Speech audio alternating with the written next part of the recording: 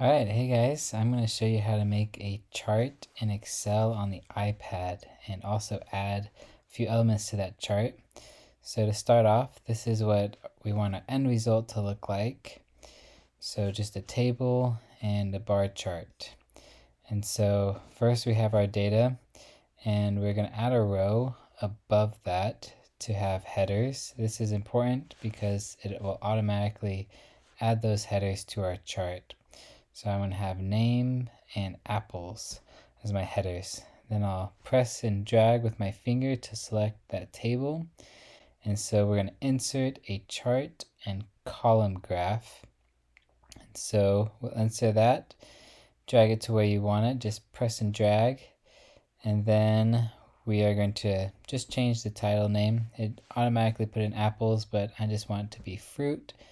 I'm going to add another column to my table just in case, say we forgot some data, and so we'll put it in later. But Excel can expand your chart and then automatically update your graph.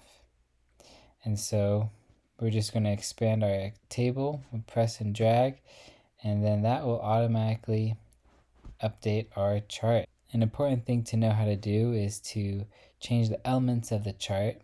And so here we can press on elements, and then you can see all your different options, and we're going to just change the legend here. You can get rid of it, or I'm going to move it to the right side, and then there you can see that's our final product.